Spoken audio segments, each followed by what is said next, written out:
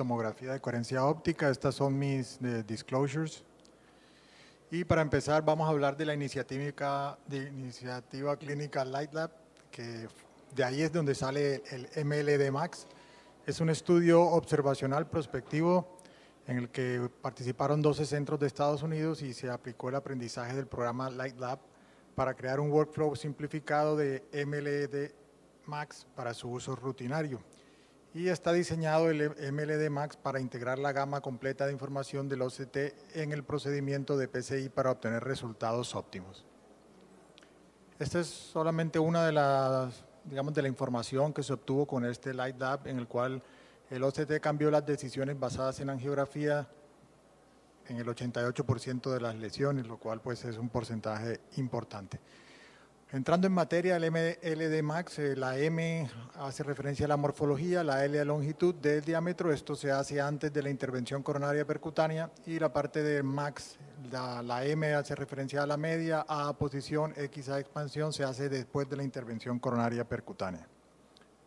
MLD antes de la intervención, entonces usualmente se valora la morfología. Entonces, así es como se ve el tejido fibroso, con una alta retrodispersión, es decir, tejido brillante aquí, con baja atenuación, es decir, nos deja ver detrás. Por ejemplo, en este caso se puede ver muy bien la media. La morfología del lípido, pues vemos el contraste con la anterior, en donde se ve inicialmente algo de alta retrodispersión aquí que corresponde a una capa fibrosa delgada, pero posteriormente viene lo que propiamente es el lípido acá con baja retrodispersión, es decir, se ve oscuro, y alta atenuación, es decir, no nos deja ver qué es lo que hay aquí detrás. El calcio se ve como estas imágenes que tienen bordes muy bien definidos acá y acá. Se ve una baja retrodispersión y baja atenuación, es decir, no es muy brillante y nos permite ver lo que hay detrás, y esto es una de las ventajas que tiene con el iBus, que nos permite ver el grosor acá del calcio.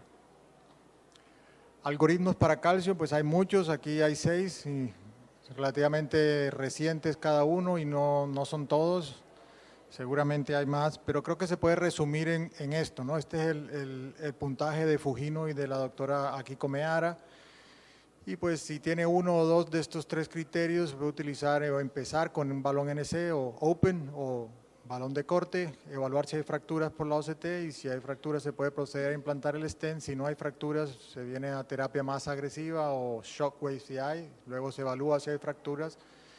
Uno puede arrancar con cualquiera de estos si el paciente tiene los 3 criterios, siempre hay que evaluar la fractura, y si hay fracturas puede uno proceder con el stent.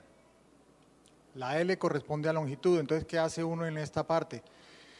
Pues esta es la interfase del usuario, aquí tenemos el corregistro, aquí tenemos el corte transversal, el perfil del lumen y el modo longitudinal. Entonces, en la parte de la longitud uno debe encontrar zonas de aterrizaje para el stent distal y proximal. Entonces aquí en el perfil del lumen vemos en azul, estas líneas azules corresponden a lo que uno ha escogido como las zonas de aterrizaje, y aquí vemos claramente la longitud, que es de 32 milímetros. Entonces idealmente hay que encontrar una porción de la arteria donde se ve al menos las 3 capas de la arteria, ¿sí? La íntima, la media y la adventicia, al menos en 180 de la circunferencia. Y lo otro que uno debe hacer aquí es evaluar las zonas de aterrizaje según la longitud de los stents disponibles. Por ejemplo, aquí es 32 milímetros, pero si no tenemos stent de 32 milímetros, sino de 34 o de 38, pues uno debería mover la zona de aterrizaje para mirar en dónde va uno a aterrizar. Porque puede ser que aquí en 32 milímetros esté sano el vaso, pero a los 38 no. Entonces, eso hay que evaluarlo aquí en la longitud también. Diámetro, hay 2 formas de medir el diámetro. Se puede escoger el diámetro midiendo de la lámina elástica externa a la lámina elástica externa. Se toman 2 medidas perpendiculares y se promedia. O la otra forma, sobre todo cuando no se ve la lámina elástica externa, es medir de íntima a íntima. También se hacen 2 medidas perpendiculares y se promedia. Entonces el tamaño del stent se escoge según el diámetro distal, y en la parte proximal escogemos para el balón de postdilatación. La parte max viene después de la intervención coronaria y se debe evaluar la M, hace referencia a evaluar la media, entonces se debe evaluar la presencia de disecciones que comprometan la media, como esta que está acá, que tenga más de un cuadrante sobre todo, pues para Cuando cumple este criterio, de estos dos criterios que comprometa la media y que sea más de un cuadrante, es cuando uno debe colocar stents. La aposición es la parte de la max, la A corresponde a aposición del inglés, aposition, que significa la traducción en español sería yuxtaposición. En español aposición existe, pero es una figura gramatical, no tiene digamos, el significado que tiene en inglés. Básicamente lo que se hace es medir la distancia de los struts a la íntima. Vemos que aquí pues está muy pegado, aquí está muy separado, aquí la distancia es menor de 300 micrones, aquí seguramente es mayor. Pero nosotros no tenemos que medir, digamos, esta es una de las ventajas que tiene la tomografía comparado con el IBUS, que la máquina automáticamente le muestra a uno cómo está la posición. Aquí tenemos esto que se llama la barra de aposición y aquí en blanco nos muestra que está bien. El rojo nos muestra cuando la distancia entre la íntima y los struts es mayor de 300 micrones, perdón, y en amarillo cuando está entre 200 y 300. Otra forma de ver la posición es aquí en el render del stent. Vemos en rojo, nos muestra el equipo cuando la distancia es mayor de 300 micrones. Y bueno, cuando es mayor de 200 también nos muestra y si está normal también. Expansión es un término que a veces la gente se confunde un poco con él. Digamos, expansión en español quiere decir dilatar algo o hacer que ocupe más espacio. En la práctica se mide dividiendo el área del stent entre un área de referencia. Ahorita vamos a ver más cómo se hace esto. Y esa división entre el área del stent y el área de referencia, si es menor de 80, pues se dice que el stent está infraexpandido. Si es de entre 80 y 89, aceptable, y mayor de 90, óptima. La máquina de OCT tiene dos formas de evaluar la expansión. Una es el método de referencia dual, que es este en el que básicamente el equipo, la máquina divide el stent en dos mitades iguales.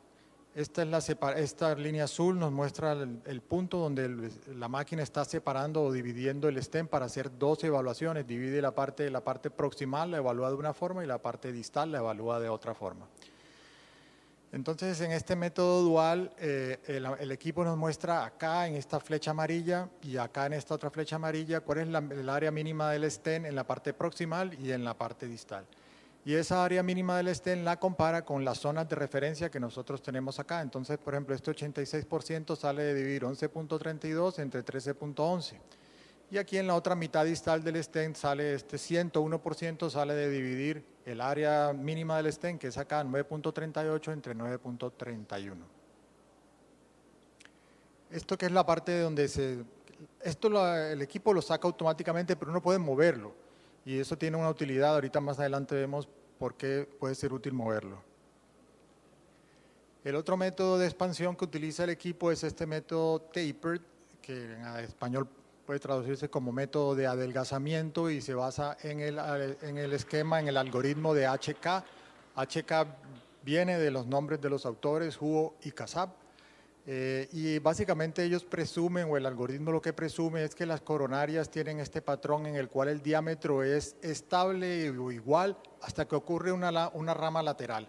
Según el tamaño de esa rama lateral hay una reducción súbita de calibre y el diámetro, digamos, permanece igual hasta que ocurre otra rama lateral y luego otra disminución súbita del calibre. Entonces este método es un poco distinto al anterior porque este método compara compara el área mínima del stent, que es acá, y ahorita vamos a ver esto. Acá nos está mostrando que es el área mínima del stent, que la expansión es del 61%, y este valor que está acá, él lo está comparando con un valor ideal, calculado por este algoritmo de HK. Cuando tenemos este método de adelgazamiento, hay cosas que nos aparecen que no nos aparecen en el otro método. Por ejemplo, aquí nos aparece en rojo, y aquí en el stent nos muestra cuáles son las partes en las que el stent está subexpandido menos del 90%. Y cuando utilizamos este método, él nos da dos valores, un valor absoluto y un valor relativo. Este valor absoluto nos muestra que el área mínima del stent es aquí, 5.27%, pero que en términos relativos la parte más subexpandida es esta en 61%, comparando con lo que debería ser idealmente según el valor del algoritmo. Aquí tenemos el mismo paciente, el mismo stent evaluado de las dos formas distintas. Aquí arriba tenemos cómo se evaluado con el método tapered y nos muestra que aquí toda esta zona está subexpandida, la expansión es del 75%, aquí donde está esta flecha amarilla nos muestra que ahí es donde es la área mínima del stent, y aquí abajo está evaluado con el método dual. Coincidió en que nos dice que es 75% aquí en la parte proximal, la parte distal está en 118%, pero pues no siempre coinciden. Observaciones con el MLD Max, digamos, no es algo que sea exhaustivo. Por ejemplo, a uno cuando le mencionan el MLD Max nunca le hablan del corregistro. Eso no quiere decir que no haya que corregistrar, siempre hay que corregistrar. Incluso se corregistra antes de hacer la primera M, pero pues no está en el algoritmo. En la morfología usualmente a uno no le hablan de nódulo cálcico, tampoco le hablan de la morfología en caso de restenosis intrastent, usualmente le mencionan a uno, como yo les mencioné a ustedes, fibroso, lípido y calcio, pero usualmente no el nódulo. Y en la M no se debe evaluar solamente si hay disección o no, también hay que evaluar la presencia de hematoma intramural y también hay que evaluar la presencia de placa residual en el inflow o en el outflow del stent, como se conoce en inglés, geographic miss. ¿Qué precauciones hay que tener? La morfología, pues la interpretación de la morfología depende básicamente del operador, sobre todo con el sistema que tenemos que es el AptiView. Esto y esto se ven pues parecido, igual, pero esto es un nódulo calcio no eruptivo y esto es probablemente trombo. Entonces, pues el operador tiene que hacer la interpretación. Precauciones en la longitud. El equipo nos muestra en el corregistro exactamente dónde debería quedar el stent. Aquí nos muestra esa línea azul y esta línea azul, que el stent debería ir de acá a acá. Nos muestra aquí la zona donde está la menor expansión del stent, donde está la zona de la estenosis, según las zonas de referencia que nosotros pusimos. Pero que el stent quede efectivamente aquí no depende del equipo. El equipo no nos puede decir falta 1 milímetro, falta 2, pare. No. Que quede exactamente aquí depende del operador. Y vamos igual que cuando uno pone un stent en el ostium, depende de la angiografía, de la experiencia, de las marcas, pues, de las marcas anatómicas, las ramas laterales, etcétera. Entonces puede que nosotros hayamos planeado que quede aquí, pero pues que no quede allí porque no nos quedó bien, pues nosotros mismos cometimos el error de no ponerlo donde habíamos dicho que lo íbamos a poner. Precauciones del diámetro, digamos, la medida que se toma por OCT es confiable, es exacta, es distinto al iBus, por ejemplo, de 40 MHz que sobreestima, o el de 20 MHz que sobreestima en un 10% la medida que uno hace. El iBus de 60 no sobreestima, pero el de 40, que es el más frecuente, sí. Una precaución del diámetro es que cuando uno tiene una placa como esta, en que hay mucha placa, y la medida que tomamos de lámina elástica externa nos da muy cerca de un tamaño del stent, por ejemplo, digamos que esta medida nos da 3.50.4, 3.51, uno escogería un stent de 3.5, ¿cierto? Pero como hay tanta placa y pues, si hubiera calcio, sobre todo es mejor ponerlo a nominal y no ponerlo a alta presión porque podría uno dañar el vaso. Precauciones de la media. Usualmente con OCT se ven más disecciones de lo que estamos acostumbrados. Entonces, por ejemplo, esta disección aquí. Entonces hay que tener cuidado de no empezar a sobretratar. Hay que tratar de recordar los criterios para efectivamente poner un nuevo stent cuando en realidad se requiere. Precauciones de la aposición. Siempre es mejor revisar las secciones transversales porque, por ejemplo, si vemos acá el equipo nos muestra que en la barra de aposición que quedó mal expandido y si vemos el render del stent vemos una cantidad de puntos rojos que podría hacerlo pensar a uno que hay mala aposición. Pero cuando vemos la sección transversal vemos que el stent está bien apuesto y lo que está marcándonos como mala aposición es aquí que no hubo buen aclaramiento de sangre y está reconociendo la sangre como si fueran struts. Entonces eso nos está dando una mala información aquí que podría estar mal apuesto cuando en realidad no lo está.